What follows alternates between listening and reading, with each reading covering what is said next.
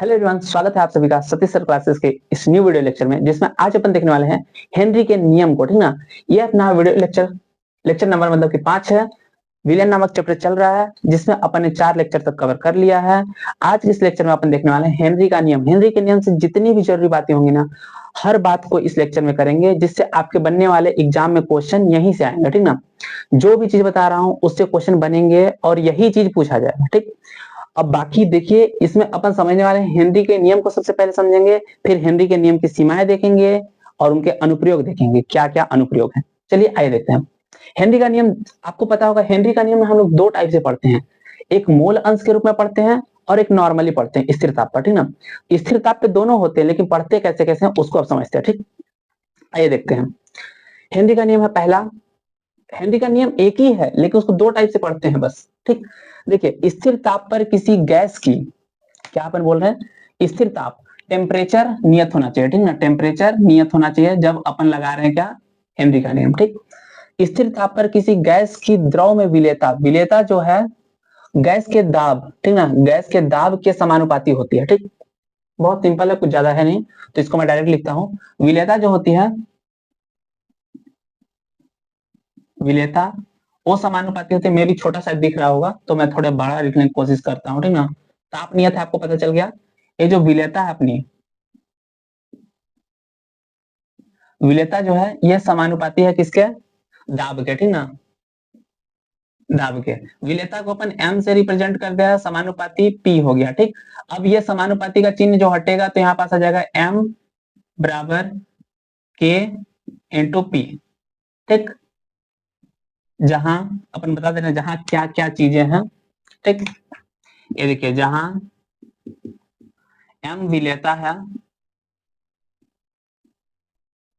और अपना k नियतांक है। ए कौन सा नियतांक है आपका, क्या बोलते हैं उसको अपन, समानुपाती नियतांक है ना, समानुपाती नियतांक है। और अपना पी जो है वो दाब है। किसका दाब है, गैस का दाब है। ठीक ना, गैस का दाब है, बस उतना ही है। अब देखिए, समझते हैं इसमें क्या है। देखिए, इसमें m जो है समानुपाती है पी के, m विलेयता है। ठीक ना, तो आपको समझना पड़ेगा, जैसे जैसे अपन प्रेशर बढ़ाएंगे, ठीक ना, जैसे जैसे अपन प्रेशर बढ़ाएंगे वैसे वैसे अपनी विलेयता क्या होगी, बढ़ेगी। ठीक ना, ये आपको याद होना चाहिए। अब इसको मैं समझाने की कोशिश करता हूँ कि ये कैसे काम करता है। जैसे कि अपन ने लिया एक बोतल लिया, ठीक ना, एक अपन ने बोतल लिया या फिर कोई दूसरा चीज लेते हैं। जैसे कि मान लो अपन ने एक ट्यूब लिया, ठीक ना, ये ट्यूब है, समझ लो टायर का, साइकिल का ट्यूब है। ठीक ना, ये साइकिल का ट्यूब है। इसमें क्या करेंगे अपन, यहाँ से पंप लगा के हवा दे रहा है। ठीक ना, इसमें हवा भरते हैं। ठीक ना, इसमें क्या करते हैं अपन, हवा भरते हैं। देखो, जैसे जैसे इसमें हवा भरते हैं ना, हवा भरते तो अपन क्या कर रहे हैं, इसमें प्रेशर दे रहे हैं, इसमें दाब लगा रहे हैं। ठीक ना, हवा भर रहे हैं अपन पंप से, तो इसमें अपन दाब लगाते जा रहे हैं। जैसे जैसे दाब लगाएंगे वैसे वैसे इसकी विलेयता बढ़ेगी। ठीक ना, ये चीज नहीं समझ आएगा, नहीं समझ आया ना। अब चलो दूसरे टाइप से मैं समझाता हूँ, क्योंकि इसमें विलेयता बढ़ने का कहाँ चांस आएगा, क्योंकि इसमें पहले तो कुछ है ही नहीं। चलिए, मैं आपको जो एग्जांपल लेना चाह रहा था मैं उसे समझाता हूँ। ये हो गया आपके पास कोई बॉटल है, ठीक ना, इसमें पहले से कुछ आपको, हम लोग बना रहे क्या रहे, सोडा वाटर हम लोग बना रहे हैं। ठीक, जिसको कोल्ड ड्रिंक बोल लो। देखो, इसमें अपन क्या करते हैं, ये जो अपना द्रव पदार्थ है, इस द्रव पदार्थ में अपन क्या मिलाएंगे, इस द्रव पदार्थ में मिलाएंगे अपन CO2, कार्बन डाइऑक्साइड। इसी की वजह से अपना जो द्रव पदार्थ होता है, जो अपना सोडा वाटर होता है, वो पीने में अच्छा लगता है। अब इसमें CO2 की जब थोड़ी सी मात्रा मिलाएंगे तो ये जो द्रव है, द्रव में थोड़े से भाग में घुलेगा, थोड़ा थोड़ा मतलब भाग घुलेगा। लेकिन जब उसको CO2 को और प्रेशर के साथ जब मिलाएंगे तो ये CO2 की विलेयता इसमें हर जगह फैल जाएगी ना, CO2 हर जगह से फैल जाएगा। तो यही बात है, जब प्रेशर को बढ़ाते हैं, ठीक ना, तो उसकी विलेयता बढ़ जाती है। बस इतना ही है, ज्यादा कुछ नहीं है इसमें। अब दूसरा पॉइंट अपना क्या आता है, हेनरी का नियम ये, बस इसको स्थिर ताप पर उसको भी की, स्थिर ताप पे इसको भी कर रहे हैं, लेकिन इसको मोल अंश के रूप में व्यक्त कर रहे हैं। तो आइए इसको समझते हैं। इसको मैं मिटा रहा हूं किनारे से। अब देखिए, ये अपना एक आता है, स्थिर ताप पर किसी विलयन में गैस का मोल अंश, यहाँ मोल अंश की बात चल रहा है। ठीक ना, किसके मोल अंश की, गैस के मोल अंश की बात चल रहा है। ठीक, यहाँ पास गैस के अपन मोल अंश की बात कर रहे हैं, ठीक। ये जो अपना गैस का मोल अंश है, उसके गैस का मोल अंश गैस के आंशिक वाष्प दाब के समानुपाती होता है। यानी कि क्या है, गैस का आंशिक वाष्प दाब, गैस का आंशिक वाष्प दाब जो है किसके समानुपाती है, होता है गैस के मोल अंश के, एक्स गैस, ठीक ना, गैस के मोल अंश के समानुपाती होता है। अब देखो यहां आता है हेनरी स्थिरांक, आपको समझने की जरूरत होती है। ये जो आंशिक दाब जो है P बराबर अपना आता है के, यहाँ नीचे लिखा रहता है एच, एच जो है हेनरी स्थिरांक को रिप्रेजेंट करता है, और यहाँ पास आता है एक्स गैस। ये अपना फॉर्मूला हो गया, ये अपना फॉर्मूला हो गया। यानी कि जैसे जैसे अपना गैस का वो क्या बोलते हैं, अपना गैस का मोल अंश जैसे जैसे विलयन में बढ़ेगा, विलयन में बढ़ेगा, ठीक ना, वैसे वैसे अपना दाब बढ़ते जाएगा। यानी दाब बढ़ाएंगे तो गैस का मोल अंश बढ़ेगा विलयन में, ठीक। ये भी चीज समझ आ गया।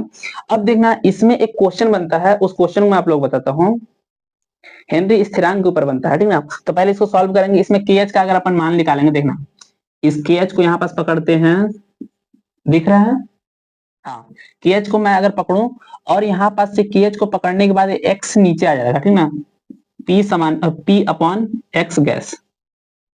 यानी क्या समझ आ रहा है इससे, इससे क्या समझ आ रहा है अपने को, इससे अपने को यह समझ आ रहा है, यदि किसी विलयन में गैस का मोल अंश अपन बढ़ाते हैं, ठीक ना, यदि किसी विलयन में अपन गैस का मोल अंश बढ़ाते हैं तो उसकी क्या होती है, वो चीज घट जाती है। यदि किसी विलयन में गैस का मोल अंश अगर बढ़ता है, यदि किसी भी विलयन में गैस का मोल अंश बढ़ता है तो अपना क्या कम हो जाता है, हेनरी स्थिरांक का मान गिरता है, ठीक ना।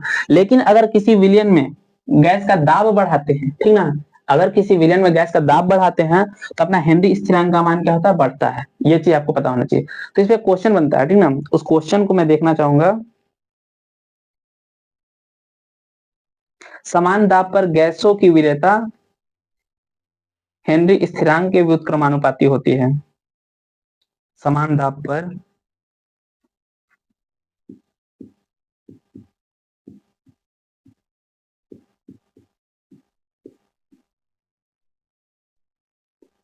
समान दाब पर गैसों की विलेयता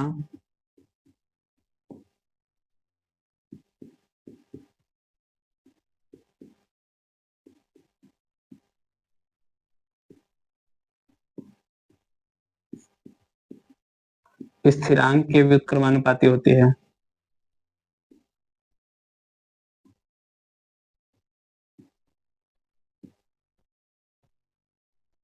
व्युत्क्रमानुपाती होती है, ठीक ना, ये पॉइंट को लिख के रखिएगा आप लोग। देखिए यहाँ पास मेरे से एक गलती हुआ है, वो मुझे गलती दिख गया, तभी तो मैं सोचा कि ऐसे कैसे हो रहा है। क्योंकि देखो मैंने क्या बोला आपसे, मैंने एक चीज बोला, अगर आपने नोटिस किया होगा तो मैंने बोला अगर एक्स गैस का मान बढ़ाओगे, ठीक ना, यानी कि जो गैस का मोल अंश अगर उसको बढ़ाओगे तो अपना एक कम हो रहा है हेनरी स्थिरांक का मान, लेकिन पी को बढ़ाएंगे तो अपना हेनरी स्थिरांक का मान बढ़ रहा है। लेकिन यहाँ पास क्या हो रहा है, यहाँ पास इसको बढ़ाओ चाहे इसको बढ़ाओ, दोनों तो बढ़ रहा है ना, इसलिए यहाँ पास ये गलत है। तो यहाँ से अपन एक्स गैस का मान को निकालेंगे। तो यहाँ से एक्स गैस के मान को कैसे निकालेंगे, देखिएगा,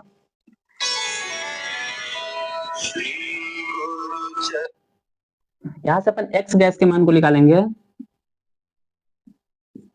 एक्स गैस के मान को यहाँ पास रोकेंगे और इसको मल्टीप्लाई में इधर आएगा, नीचे आ जाएगा, ठीक ना, पी, ठीक। यानी कि क्या होता है, इससे हेनरी स्थिरांक का मान जैसे जैसे बढ़ता है, ठीक ना, हेनरी स्थिरांक का मान जैसे जैसे बढ़ता है वैसे वैसे एक्स गैस का मान कम होता है। आई होप ये समझ आ गया होगा। यही चीजें हैं, बहुत ज्यादा कुछ है नहीं इसमें। अगर दाब नियत हो तो समान दाब पर, यही चीज अपन बोले हैं, समान दाब पर गैसों की विलेयता हेनरी स्थिरांक के व्युत्क्रमानुपाती होती है। यानी कि दाब को अगर नियत रख दिया, ठीक ना, दाब को नियत,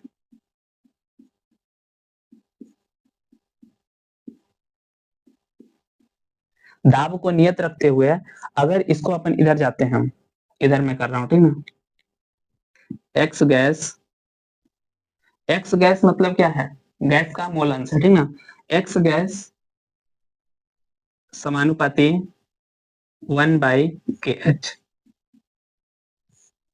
ये चीज याद रखिएगा, ये इंपॉर्टेंट है। ठीक, ये चीज इंपॉर्टेंट है, इसको नोट डाउन करिएगा एक बार। आई होप कि आपने इसको नोट डाउन कर लिया होगा। पता है मेरे साथ अभी क्या प्रॉब्लम हो रहा है, मैं कितना भी कंसंट्रेशन कर ले रहा हूँ पढ़ाने के ऊपर, या फिर मैं खुद के पढ़ने के ऊपर जो मैं पढ़ाई कर रहा हूँ उसके ऊपर भी मेरा कंसंट्रेशन लेवल बहुत, मतलब पहले अगर मेरे आप पिछले की लेक्चर देखो, पिछला लेक्चर और अभी का लेक्चर देखोगे, मैं किसी भी चीज को टॉपिक को समझाने में थोड़ा सा ना मतलब डगमगा जा रहा हूँ खुद से, मुझे ऐसा लग रहा है। बाकी चलो कुछ दिन में मैं ठीक हो जाऊंगा। अब अभी आपको भी ऐसा लग रहा होगा कि भैया पहले वाला लेक्चर और अभी वाले लेक्चर में आपके डिफरेंस है, क्योंकि पता नहीं मैं कैसे खुद मेरे साथ मतलब ऐसा हो रहा है। तो चलिए इसको आप लोग नोट डाउन कर लीजिए। अब शुरू करते हैं, इसमें हेनरी के नियम का अनुप्रयोग और हेनरी के नियम का सीमाएं, दोनों चीज देखते हैं, ठीक ना। मैं लिख लेता हूं डायरेक्ट। तो चलिए अपन देख लेते हैं अब इसका हेनरी के नियम का जो अनुप्रयोग है उसको देख लेते हैं, और हेनरी के नियम की सीमाएं देख लेते हैं, ठीक ना। हेनरी के नियम के अनुप्रयोग में अपन क्या देखते हैं, शीतल पे सोडा वाटर में CO2 की जो विलेयता होती है, CO2 जो मात्रा होती है उसको बढ़ाने में, ठीक ना। जैसा कि मैंने आपको पहले बताया था कि जो भी अपन cold drink, Coca Cola, Sprite, जितने भी तमाम प्रकार के अपन कोल्ड ड्रिंक होते हैं, जब उसको पीते हैं ना तो उसमें जितनी ज्यादा CO2 की मात्रा होती है ना, वो उतना ही ज्यादा हमें क्या लगता है, अच्छा लगता है, ठीक ना। इसलिए CO2 की मात्रा को बढ़ाने में अपन हेनरी के नियम का प्रयोग करते हैं, यही इसका अनुप्रयोग है, ठीक ना। पहला अनुप्रयोग समझ आ गया होगा। दूसरा अनुप्रयोग है गोताखोरी में, ठीक ना। किसमें, गोताखोरी में। देखना आपको पता होगा गोताखोरी में जब जाते हैं तो नीचे लेवल बढ़ते जाता है। किस चीज का लेवल बढ़ता है, अगर मैं उसको उसकी बात करूं, ठीक ना, मैं पूरा लाइन अगर पढ़ूं तो गहरे पानी में अगर अधिक दाब होता है जिससे नाइट्रोजन की मात्रा हमारे शरीर में अधिक बढ़ने लगती है, ठीक ना। जैसे जैसे अपन नीचे जाते हैं नाइट्रोजन का लेवल बढ़ते जाता है हमारे शरीर में, ठीक ना। इसलिए हमें बेंड्स या डाइवर रोग हो जाता है, बेंड्स या डाइवर रोग हो जाता है, जिस रोग के बचाव में हमें मदद करता है क्या, हेनरी का नियम का अनुप्रयोग करके हम बच सकते हैं, ठीक। ये चीज काम करता है। और एक है बायोलॉजी में गैस एक्सचेंज। गैस एक्सचेंज आपको पता होगा, गैस विनिमय जिसको बोलते हैं, गैस विनिमय यानी कि हमारे फेफड़े से कैसे जाता है हवा, हमारे वायुमंडल से कैसे लिया जाता है, उस चीज को समझने में भी हेनरी का नियम महत्वपूर्ण अपना भूमिका निभाता है। लेकिन इसमें एक चीज और है जो है अपना एनोक्सिया रोग, ठीक ना। मैं लिख देता हूं इधर, चौथा पॉइंट इधर करके आप लोग लिख लीजिएगा। गोताखोरी में, सॉरी ये क्या बोलते हैं, पर्वतारोहियों को,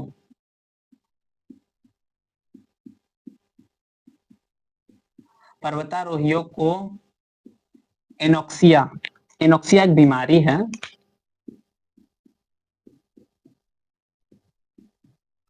पर्वतारोहियों को एनोक्सिया से बचाव में, ठीक। देखो एनोक्सिया क्या होता है ना, जैसे जैसे अपन ऊपर जाते हैं अपने को O2 का लेवल कम मिलते जाता है, ठीक ना। O2 का लेवल अपने को धीरे धीरे कम होते जाता है जैसे जैसे अपन ऊपर जाते हैं, ठीक ना। तो उसी को एनोक्सिया कहते हैं। जब O2 कम हो जाती है, पर्वतारोहियों को एनोक्सिया से बचाव में काम करता है, ठीक ना। आपको बहुत ज्यादा कुछ नहीं जानना है, बस सीधे पॉइंट पूछता है कि क्या बोलते हैं, हेनरी के नियम का अनुप्रयोग बताओ, तो आपको बस लिखना है ऐसे नॉर्मली। अब बात करते हैं अपन हेनरी के नियम की सीमाएं की, ठीक। सॉरी टू से बट मुझे थोड़ा बहुत ज्यादा कंसंट्रेशन मेरा नहीं जा रहा क्लास में, क्योंकि पता नहीं मुझे कैसा लग रहा है, तो इसलिए थोड़ा आप लोग मैनेज कर लीजिएगा। और बाकी अच्छे अच्छे कमेंट करिएगा ताकि उससे मेरा हौसला बढ़े और मैं अच्छे तरीके से मैं कर सकूं, ठीक ना। बस इतना ही कहूंगा। बाकी मैं बहुत मतलब अपसेट टाइप से लग रहा है, ऐसा कभी कभी लगता है, ठीक। अब देखिए सीमाएं की बात करते हैं। हालांकि खुद को बहुत एनर्जेटिक आप लोगों को फील कराने की कोशिश कर रहा हूँ, बहुत तेजी से बोलने की कोशिश कर रहा हूँ, बहुत ज्यादा समझाने की कोशिश कर रहा हूँ, बट नेचुरल इंसान नेचुरल हो ही जाता है ना। तो चलिए ये देखते हैं सीमाएं की अगर बात करते हैं अपन, सीमाएं या कमियां की बात करते हैं, तो देखना पहला इसमें कमी क्या है, दाब बहुत ज्यादा नहीं हो सकता है, ठीक ना। जब अपन जैसे यहाँ बात कर रहे हैं ना सोडा वाटर को बहुत ज्यादा बढ़ाने में, ठीक ना, लेकिन एक लिमिट तक ही बढ़ा सकते हैं, बहुत ज्यादा थोड़ी बढ़ा सकते हैं। तो दाब बहुत अधिक नहीं हो सकता और ताप बहुत कम भी नहीं हो सकता। यानी कि जब ताप बहुत कम हो जाएगा, समझिएगा बात को, जब दाब बहुत बढ़ा देंगे, ठीक ना, दाब बहुत बढ़ा देंगे तो उसमें बचेगा ही क्या, उसमें तो पूरा हर चीज वाष्प वाष्प वाष्प जैसा हो जाएगा, ठीक। और जब ताप बहुत ज्यादा कम कर देंगे, ठीक ना, दाब को बहुत ज्यादा ज्यादा नहीं कर सकते और ताप को बहुत ज्यादा कम नहीं कर सकते, ठीक ना। अगर ताप को बहुत कम कर देंगे तो मान लो अगर पानी है, पानी का अगर ताप हमने बहुत कम कर दिया तो बर्फ बन जाएगा ना। इसलिए वहां ये नियम लागू नहीं होता है, ठीक ना। इसलिए ये कहा जाता है दाब बहुत ज्यादा नहीं होना चाहिए तथा ताप बहुत ज्यादा कम नहीं होना चाहिए। ये इसके लिए है, इसकी सीमा है। अगर वो कम हो जाएगा तो यहाँ लागू नहीं होगा, इसलिए इसकी कमियां है। दूसरा बात करते हैं, यह तनु विलयन, ठीक ना, तनु विलयन पर लागू होता है, सांद्र विलयन पर नहीं। आई होप कि आपने तनु सांद्र पढ़ रखा होगा। अगर तनु सांद्र नहीं समझ आता तो मैं आपको बता देता हूँ। देखिए तनु विलयन क्या होता है ना, जैसे अपन बात करते हैं, एक छोटा सा टॉपिक मैं बता दे रहा हूँ। जैसे मान लो 80 ml पानी है, ठीक ना, और प्लस इसमें 20 ml HCl है। इसमें क्या बोलते हैं, मैं ऐसे लिखता हूँ H2O, शायद मैं बहुत ज्यादा छोटा लिख रहा हूँ, सो सॉरी, यहाँ पास लिखता हूँ H2O और इधर लिख देता हूँ HCl, ठीक ना। देखो H2O को अगर मैंने लिया 80 ml, ठीक, और यहाँ पास प्लस मैंने 20 ml अगर मैंने HCl को अगर मैंने मिलाया, ठीक, तो इसकी क्या बोलते हैं, इसकी सांद्रता कितनी है, 20 ml है, ठीक ना। इसकी सांद्रता कितनी है, 20 ml है HCl की, ठीक, इस विलयन में। लेकिन अगर इसी को मैं यहाँ पास लेता हूँ, इसी को अगर यहाँ पास मैं लेता हूँ 60 ml पानी को प्लस 40 ml मैं ले लिया HCl को, ठीक ना, मैंने दोनों चीज को लिया 100 ml, ठीक ना, मतलब दो विलयन बनाया, दोनों विलयन है 100 ml। लेकिन अगर इसमें से पूछा जाए इसमें सांद्रता किसकी ज्यादा है, तो सांद्रता इसमें विलयन नंबर देखना, ए विलयन नंबर 1 है, ए विलयन नंबर 2 है, तो इसमें सांद्रता किसकी ज्यादा है, विलयन नंबर 2 की सांद्रता ज्यादा है, क्योंकि इसमें विलय पदार्थ जो अपना HCl इसमें इसकी मात्रा ज्यादा है, ठीक ना। तो ये इसके सापेक्ष तनु विलयन कहलाएगा, ये जो ए है तनु विलयन कहलाएगा, ठीक ना, और ये सांद्र विलयन कहलाएगा। आई होप कि आपको समझ आ गया होगा, ठीक ना। तो ये जो होता है तनु विलयन पर लागू होता है, यानी कि जिसमें क्या बोलते हैं, अपन विलय की पदार्थ की मात्रा को कम मिला सकते हैं, यानी विलय को कम मिला सकते हैं, यानी कि गैस को कम मिला सकते हैं, ठीक ना। इसीलिए यहाँ पास बोल दिया दाब बहुत ज्यादा नहीं हो सकता, यानी कि तनु विलयन पर सिर्फ लागू होता है, सांद्र विलयन पर लागू नहीं होता। आई होप कि समझ आ गया होगा, ठीक। तो इसको भी एक बार नोट डाउन करिएगा आप सभी, ठीक। और मुझे ये बताइएगा क्लासेस कैसी लग रही हैं, अच्छी लग रही हो तो लाइक जरूर करिएगा, अपने फ्रेंड्स तक जरूर शेयर करिएगा, और बताइएगा कि और नेक्स्ट क्लासेस कौन सी लाए जाएं, और कोई भी सब्जेक्ट अगर कराना हो तो भी बताइएगा। बाकी व्हाइट बोर्ड पे टाइम लगता है भाइयों पढ़ाने में, ठीक ना, और कोशिश कर रहा था कि मैं मतलब कुछ अच्छा सेटअप करके अच्छे से पढ़ाने के लिए, बट नहीं हो पाया। तो चलिए देखते हैं, जैसा होगा वैसा करेंगे। बाकी मिलेंगे नेक्स्ट लेक्चर में, तब तक के लिए जय हिंद जय भारत।